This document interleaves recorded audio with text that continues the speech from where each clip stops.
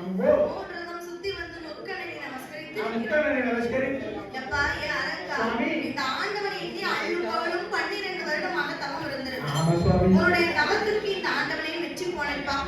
உனக்கு என்ன வரம் கேட்டாலும் நான் என்ன கேட்டாலும் தருவீரா என்று சொல்லி வல்லரக்கன் கேட்கிறான். நான் என்ன வரம் கேட்டாலும் எனக்கு தருவீங்களா?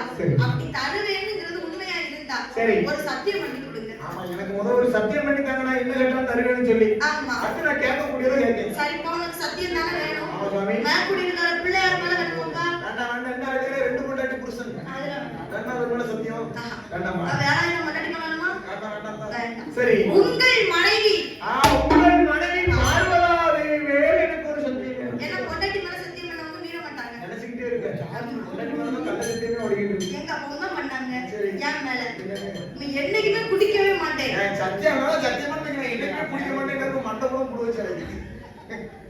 உடனே வார்த்தை வல்லரக்கை உங்கள் மனைவி பார்வதி மேல சத்தியம் பண்ணி கொடுங்க. நான் என்ன வரம் கேட்டாலும் தாரேன்னு சொல்லி. அப்படி அதற்கு அடுத்தபடியாக நீ என்ன வரம் கேட்டாலும் தாரேன். இந்த சாமி நம்ம கூட சேர்ந்த சாமி என்ன நம்மளும் மத்தியான பூஜை தான் ஐயா கொண்டாடுவோம். மத்தியான பூஜை தான் முடிப்பாங்க. காலையில 5 மணிக்கு பூஜை ஐயா கொண்டாடுவோம்.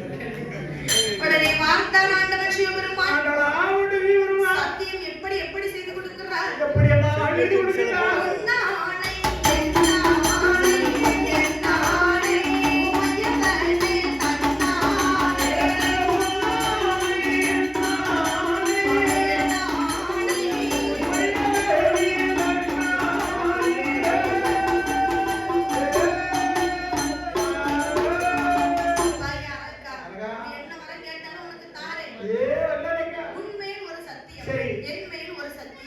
என் மனைவி இருக்கிறாளே பக்கத்துல பார்வதி, சத்தியம்.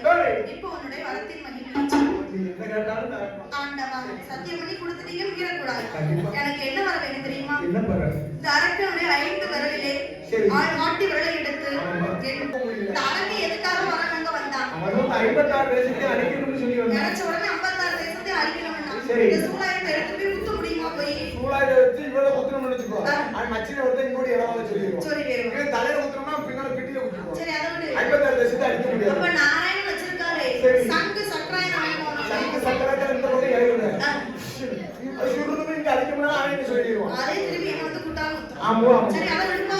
அப்ப முருகன் வச்சிருக்காரு கையில முருக வேல். வேண்டாம் வேண்டாம். அந்த வேல் வேணுமா உனக்கு? அது வேண்டாம் வேண்டாம். யாம் சொல்றது சக்தி உள்ள வேணுப்பா. அது சக்தி உள்ள வேல் தான், நான் வீரன்னு சொல்லல. அது எனக்கு வேண்டாம்னு சொன்னா என்ன அர்த்தம்? ஆல்ரெடி யாரு அம்மா பார்வதாதேவி அம்மா முருகனுக்கு கொடுத்தது சூர சம்சாரம். சரி, சூர சம்சாரமா சரி, சூர சம்சாரம் செய்யணும்னு சொல்லி முருகனுக்கு யார் கொடுத்தா? பார்வதி கையில வச்சிருக்க திரிசூலத்தை தான் வேலாயுத அடிச்சு கொடுத்தா. அப்பேற்பட்ட வேலி எனக்கு வேண்டவே வேண்டாம். ஆமா சொல்லுங்க. சரி, விடு. ஆண்டவா நான் கேட்டு வர தாரேன்னு சத்தியம் பண்ணி கொடுத்தீங்களா? அந்த உண்டியல் அண்ணன் என் பேருக்கு எழுதி வைங்க. உடனே பார்த்தாரு ஆண்டவன் நினைக்கிறாரு யாரால இருக்கக்கூடிய வரத்து கொடுத்திருக்கான். போய் யாரெல்லாம் இருப்பான்னு சொல்ல முடியாது. அதனால